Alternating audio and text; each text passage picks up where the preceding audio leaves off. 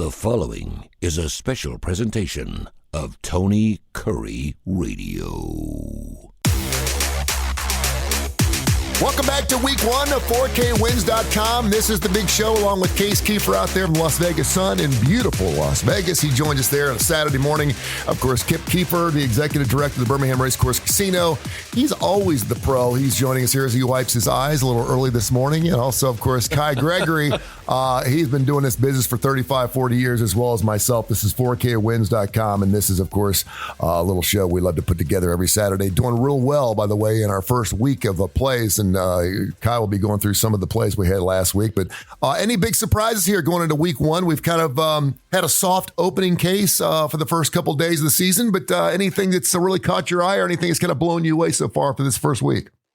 Yeah, well, first of all, hats off to Kai. I'm glad someone's doing well. We joke in sports betting people I talk to that if you ask how you are, you just get launched into how it's going betting-wise. And overall, it's still been good for me. I've had a winning last week, but college football, I'm 0 for 2. I've lost both days. Nothing big, but I beat the closing number, I think, in 5 of the 6 games I've bet, which is honestly, to me, if you want to get better as a bettor, that's the number one thing. You want to focus less on results and see what numbers you're getting. I've had some bad beats, some things not go my way. So I'm still optimistic. I still think it's going to be a big weekend. But yeah, not been the best start for me college football wise. And yeah, I don't know. So many takeaways. The Thursday games were fun. Man, it's pretty crazy. The Minnesota kicker, one of the best in the nation last year. The kid misses 2. I know, right? That's the difference in the game. Colorado. I think I was on Colorado in that game. I know Kai was on the other side. I kind of feel like if they played it again tomorrow, I'd bet Colorado -9 again. They outgained them by 2 yards per play. They had that crazy interception in the end zone off a leg. So North Dakota State, super tough. They were better than I thought they were going to be. Still well coached. But I kind of think signs are pointing up for Colorado if they play a team that doesn't have either an explosive offense or is good up front. I don't think they're going to be great this year, but I think they are a little bit better. I think the big question is, can Colorado win with 50 new players every year? I mean, make no mistake, I'm not a Colorado guy. I think Kip and I talked. I said 10 teams could win the Big 12, and they were not one of them. I just think they're a little bit better than last year, probably. Kai, how'd we look last week? Go ahead. I got to throw this in. This is not really betting related, but what's up with Dion rocking the gray beard? That is hideous. He's trying to copy me. I still can't get over him as a pigeon in DirecTV commercials. A pigeon with a hat. Coach Prime, I think he's losing it. Anyway. No, I think he's grabbing money wherever he can, is what he's doing right now. Kai, talk about some of the records we had, and then we'll get into some of our plays because we got a lot to get into in week one. K4Wins.com. It's not a bad start. You know, we the free picks are 7 and 5. A little bit, it's still up money, but not where you want to be. The pay pick year to date 16 and 7, 4 and 1 yesterday. Only loss being the over in the UAB game. Thinking maybe that UAB's defense got maybe that extra hour and a half helped them hold Alcorn State. You know, the powerhouse to 3 points. That was the unfortunate thing. That was one of my plays, and I bet the over on every game on UAB last year because they gave up 37 points a ball game. And I knew they could put up 40+, and I knew that they were probably going to put that up again against a SWAC team. Little do you know, though, Case, whenever you're playing one of these games, when you're playing a subpar team, a team that actually won 7 games last year, and, of course, Alcorn State, will they put up enough points to push the total of 55? Whenever you have a line that is as big as that was, and that is 30, talk about that just briefly. When you have a line that's that big, but you also have an over-under you're trying to reach over. I saw one game, I forget what it was 36, and the over-under was 53. There's not a lot of wiggle room there.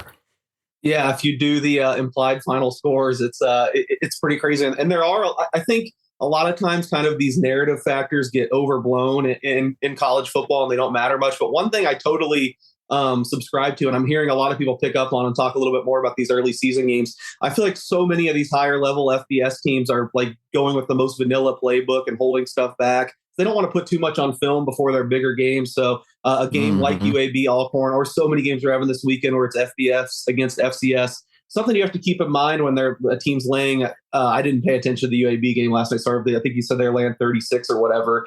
They're not on your side betting wise. They don't care if they win by 40, and they're not running their full playbook. So that's one kind of deterrent to laying those big numbers. Not that I won't do it. There's certain cases where it's good, but I think that's certainly something handicap wise to keep in mind. And I kind of weigh with the idea the UAB obviously had their first losing season since they came back in 2017, only winning 4 games. And not to say that the sea is getting hot by any stretch. I think Trent is there as long as he wants to. Dilfer, I do. Something told me that he was going to want to come out and just really waste a team that he could possibly waste on, just based on his team last year. So I was a little surprised it didn't put up 60, but needless to say, it didn't go over.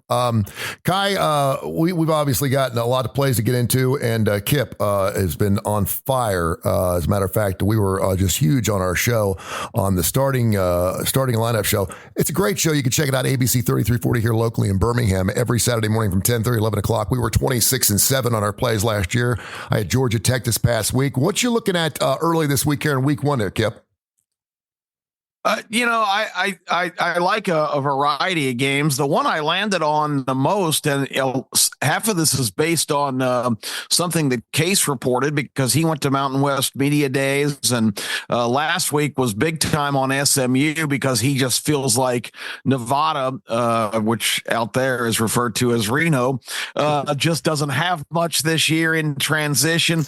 They end up playing SMU really tough and only lost by 5 when they were a 20-something point dog. But now they pick up and travel all the way across the country. I think the last 80 miles by wagon train down to Troy, Alabama on Saturday night. From Reno to Troy, that's quite the itinerary. They're an 8.5-point underdog. Troy was a darn good football team last year on that secondary level, albeit. But that's, you talk about going to a place where it's going to be sort of a pit.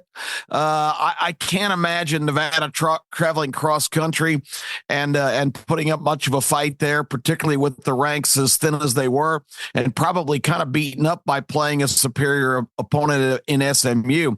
I love the Troy Trojans. I'll give the 8.5 tomorrow night. That's my best bet of the week.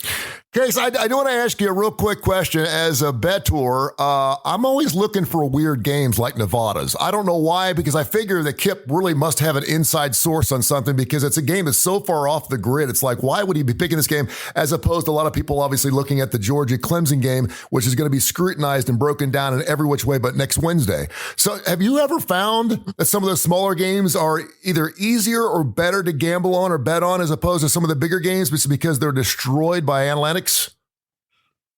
Typically, yes, especially, the Troy, they're still an FBS program, so I think there's still a lot of scrutiny there, not to the level of Georgia Clemson, though. And I think as the season goes on, if you specialize in those smaller group of 5 conferences, I think it's definitely easier to find edges. I think week 1's a little different just because these games got posted in May, June. They've been beaten into place for a long time. So I think it's all pretty tough this week. But in general, I think as the season goes on, that is a really good strategy. And these FCS games, I know you guys were texting me asking about there are big opportunities there. If you can you talk about analytics, and it's so widespread now, you can find so many numbers on all these top level teams. It's a lot harder to find the data on the FCS teams. And I'm guilty of it. I don't know the FCS well, but I know there's guys that the limits are going up. You're able to bet more. So if you really dive into the FCS, I think there's probably some really big edges there if you can just find a way to get money down. It's really interesting, too, because I remember teams like Liberty and Nicholls State, some of these teams that I never would have thought there would be a line on. And I'm watching some team called, is it Lindenwood or some? Lindenwood. Lindenwood. I've never heard of Lindenwood, and I'm seeing Lindenwood all over the place for all of a sudden. I don't know if they're all of a sudden a D1 school or something. Am I going to be handicapping Lindenwood here in the next couple of weeks?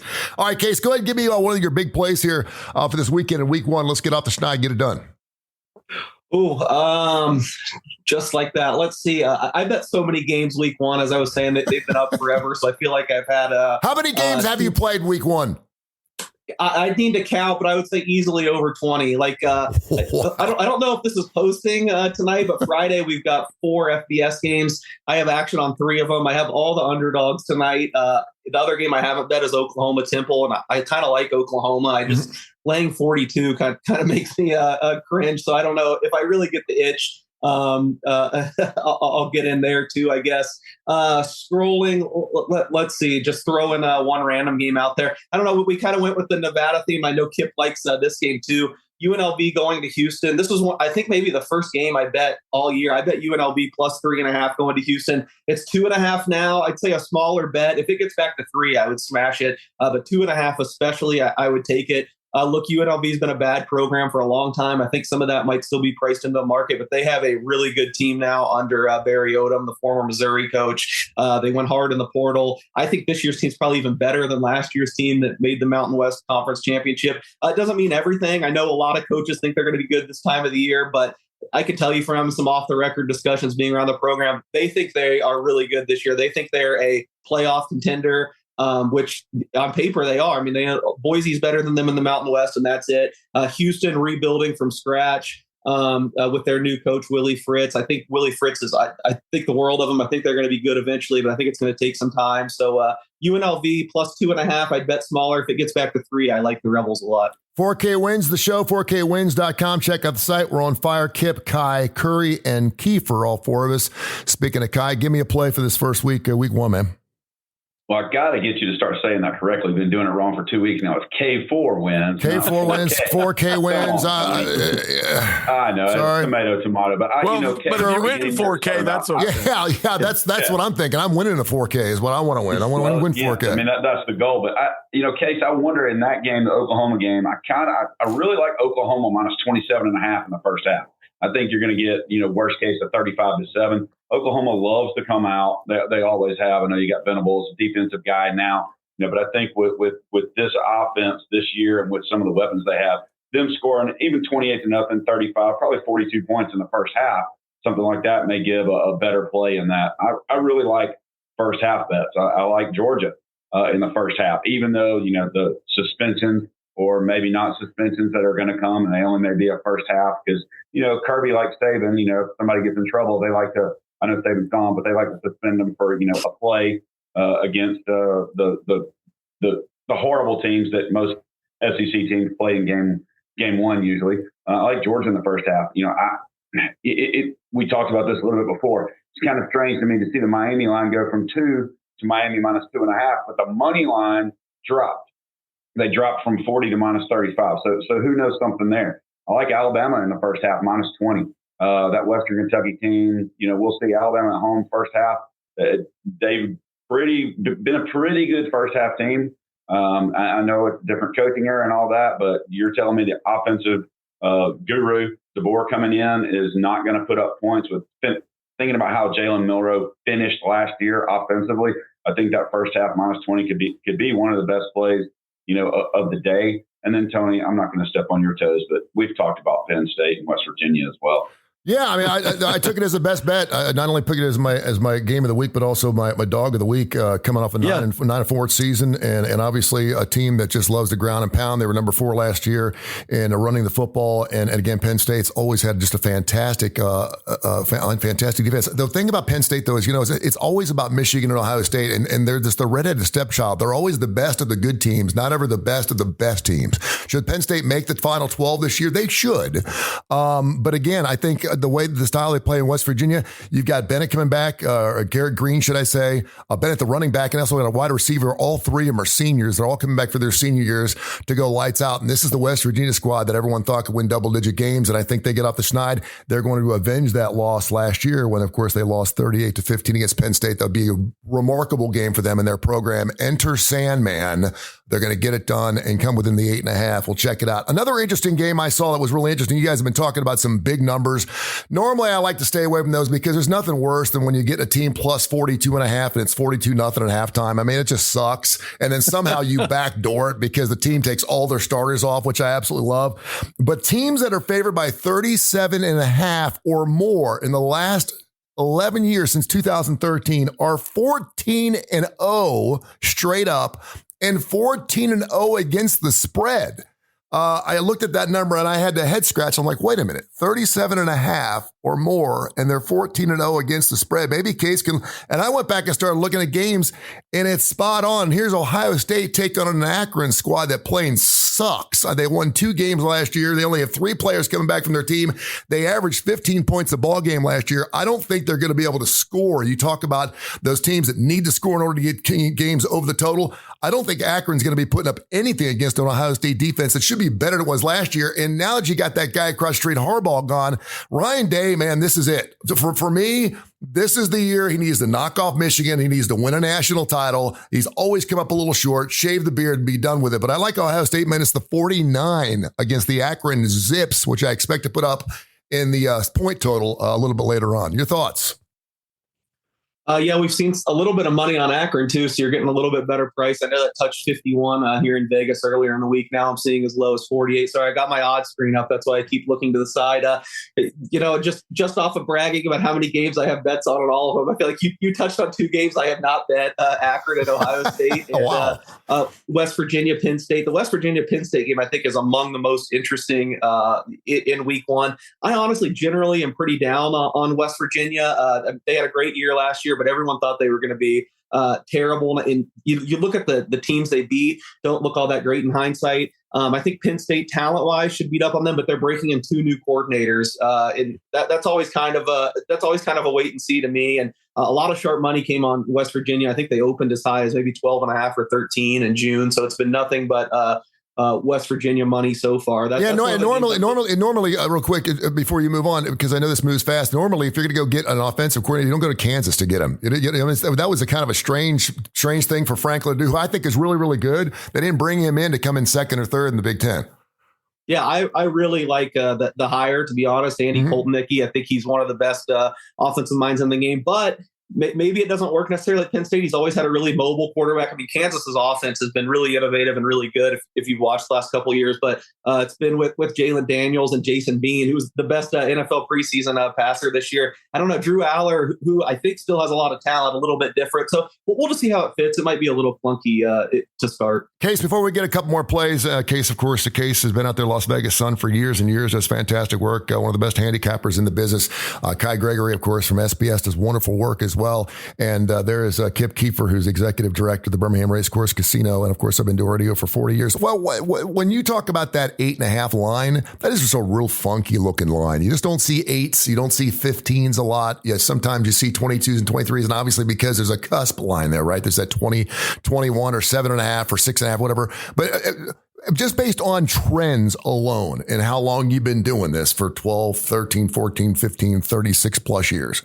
I don't even know if you're 30. I don't even know if you're 36 years of age. It just seems like you've been doing it that long. You've won enough to win for 36 years. He's been hearing about it for 36 years, but he hasn't actually been picking games for the. Well, he picked games when he was in first grade. Though, Did he really? Oh, he was already very aware. Was that his math class? He was handicapping football games instead of doing 2 plus 2? I'm sure he was doing that on the side, but he was very aware of the betting market. Fell in love with Las Vegas when he was a small boy, and now look where he is. What do you see based on trends alone when you see that weird 15, that 8.5 point line? Because obviously it's too much to buy down. It's not enough to buy up. Did you see anything in those? Yeah, I mean, it doesn't make me lean one way or the other. I mean, maybe more the underdog. Just the reason why you see it land here sometimes is these big groups that are kind of shaping the market and betting, $100,000 or 6 figures a game, getting down as much as they can. They have numbers that they want to attack. If they're on the underdog, they want better than 7. They want better than 10. And like I said, Penn State was there for a lot of the summer. And then a lot of times you're not going to get the buyback on the favorite like Penn State. Once it crosses 10, I mean, I don't see anyone that's betting a whole lot of money betting anything lower than 7. So now we're kind of waiting for it to get to 7 to see if someone with a lot of money has a strong opinion on Penn State on either side. So nothing I necessarily take from a handicapping perspective. It's just, to me, when it's kind of in one of those dead zones, which you absolutely said was correct, like 4.5, 5 is another one. To me, it's just waiting. Okay, is there enough public action to drive this up to the next key number to see if there's someone on the other side that thinks strongly the other way? And it is kind of interesting when there is no resistance, when you just see one of these numbers blow. Like if this closes 7 after being at 13 in the summer, that just tells you everyone with a strong opinion is on West Virginia. I don't really recommend taking +7 when you could have gotten +12.5 or +13, but it is an indicator in that way. If they don't win, I'm never listening to John Denver again. K4Wins.com. K4Wins.com is the website. What else does anyone else? Anything else kind of glaring out here in week one? And I realize because it's kind of easy to handicap those Thursday and Friday games, right? Because there's just not that many of them. And then all of a sudden you're scrolling page after page after page after page. It's almost like one of the Saturdays during college basketball season where there's just too much to look at. But so many games to look at. Anything else kind of catching your eye, guys? Yeah, well, let me just pose kind of an unusual scenario here because I tend to be more Case crunches numbers. I'm not sure what Kai's procedure is, but I look at matchups and apply kind of the same thing. I've been more of a horse racing bettor all my life, and kind of come up with scenarios on how to play certain races based on sort of a common sense approach, throwing out a lot of the biases and other things. And I've got to say, from a common sense standpoint, I am absolutely stunned that both Georgia Tech and Florida State are coming right back this week after playing in Ireland last Saturday, and they're both at home this weekend, and they're both gigantic favorites. Georgia Tech plays Georgia State. Those campuses are literally 1.5 miles apart. This is a game that means so much more to Georgia State than it does to Georgia Tech because, they're the ones who feel like they're the small school disrespected. They're catching 20.5. I know their team is not very good coming back. They've lost a lot of their offensive components from last year, but this has become a decent program. And for Tech to come back from Ireland off the huge win against Florida State and give somebody 3 touchdowns when they only have to travel 1 mile to the stadium for the game, just common sense tells me that Georgia State is the play there, and that might be totally off base, but I'm taking Georgia State plus 20.5. And in kind of a parlay scenario, I will watch that game carefully because if Tech does manage to cover, Boston College is at Florida State on Monday night. They're a 16.5 point dog. Florida State wounded after losing. You'd think they come out spitting nails at home and blow Boston College out. But again, that international travel thing, most of the NFL teams get a bye week after playing in Ireland or in England, I should say.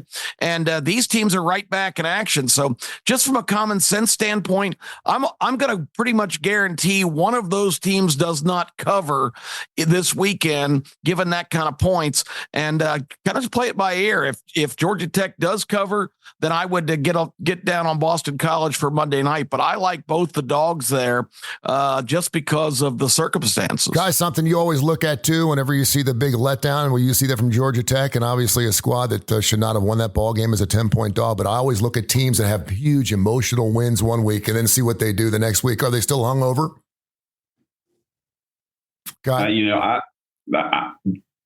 I don't like either one of those games at all. I'm not going to place a single wager on them. I don't like them, because of the travel. To answer Kip's question, I like looking in the trenches, whether it's NFL or college football. That's where I like to look the majority of the time, and that's where I like to get the lineups. Just like last night, I just thought North Dakota State would be able to push Colorado around. Now, Colorado did a little bit better than I thought they were going to do, especially with those 2 long drives in the second half. Which kind of hurt. Our free play was the over on Colorado, over 34.5. It lost, the strange interception, and there were some other strange things, in that game. But, one of the games I'm looking at, and I don't know why, because the trenches don't say it. I like Hawaii tomorrow night. I like them playing against UCLA, getting 14 points at home. And then to Case's point, UCLA next week travels, I think next week, back across the country in their new strange division they're in. So I'll be interested to see that matchup next week as well for UCLA. Several of those old Pac-12 teams I saw, they're traveling more than 17,000 miles being in the Big Ten. Wow. This season. They're having to just go all over the place. And you have to, you're going to need a charter flight for that, but 17,000 miles in one season is pretty rough. Anybody got anything else that is glaring their eye, Case? Yeah, I'm on Hawaii plus 14 too. Okay. Obviously, they didn't look great last week. So they didn't give us a great vote of confidence, but I know they're one of those teams that fits the description I said earlier, that we're holding a lot back. UCLA, Kai's right, going to be better in the trenches. And I do think there's a big edge in there in college football. The trenches are so much more important. I mean, once you get to the NFL, all these guys are world class. So I think there's less of a betting edge there. I think the pass rush matters. In college and the NFL, but the NFL, I look more at pass rushes than just straight the trenches. But UCLA, I mean, they had one of the best defensive lines in the country last year. Lautu, I think, of course, was the second defensive player taken off the board. They had another defensive lineman drafted. So I know they're still going to out-talent Hawaii and be bigger up there. But I don't know if it's going to be to the same extent as last year. So I just got to hope that last week was an anomaly, not overreact to it, and stick with Hawaii plus 14. I just quickly want to respond to some other things you guys are talking about. Kip said he thinks one of the two underdogs is going to cover. I sure hope it's Boston College. Just a way to think about these things and kind of what legalized gambling has made available for us. A lot of these books don't take down the numbers. So last week during the first half, when Florida State looked awful and was getting pushed around, I bet Boston College plus 21. Now it's 16 and a half. Wow. I honestly think now there might be value on Florida State. I'll probably just let my bet ride. I know some people are obsessed with middling, and I am in the right situation if it's for a lot of money, but this is just a normal sized bet for me. But I am on Boston College plus 21. And situationally, I agree with the Georgia Tech, Georgia State thing, but man, Georgia State, it seems like a disaster right now. Sean Elliott, I thought, was a good coach. He'd done pretty good things there the last couple of years. He bailed after spring football. He bailed to go, I think he's South Carolina's either DC or linebacker coach now. So that tells you he saw this team at spring football and said, oh, no, I'm out of here. He bailed. I know they hired Del McGee, one of 40 guys on Georgia's staff, who's probably knows a thing or two and maybe long-term is going to be good. But to me, if I was betting that game, even despite the travel and everything else, I haven't bet it, but I would lean Georgia Tech minus 20 and a half. I think there will be a chance to bet against Georgia Tech here coming up in the future. I just don't necessarily think it's this week. And last thing I want to respond to, I know Kai was talking about this. I actually like Florida in the Miami game, but if you do like Miami, I think Kai had a good point. On the money line. In a lot of these recreational books, the money line and the spread haven't moved in accordance with each other. I will say I checked out the line movement at the two biggest books in Vegas that take the biggest action, Circa and Westgate. They both have moved. So I think some of these big college football week 1 games are a lot like the Super Bowl when you're getting a lot of these recreational money. And some people see the underdog and they'd rather just take the money line. So I think some of these recreational books that aren't taking, the real professional action might be moving, a little bit more with their exposure. I will say the best number I see is minus 135. When you can lay 2.5 with Miami, I'd probably want it to get to minus 130. But if you like Miami and a minus 130 becomes available, even though I'm on Florida myself, I think Miami minus 130 on the money line with where the market isn't a bad bet. Kip, Kai, Kurre, and Keefer, we're the real deal. We're going to do the show every single week. Make sure you check us out. Subscribe to our, of course, YouTube channel. It is K4Wins. K4Wins. Just pull it up, K4Wins, our YouTube channel, K4Wins.com. You can see all of our numbers and all of our plays documented from week to week, and we're planning on having another fantastic year. Gentlemen, thank you so much. Till next week, go college football and enjoy the games. Going to be awesome. Have a good one. Thanks. Go Vols. This has been a special presentation of Tony Curry Radio.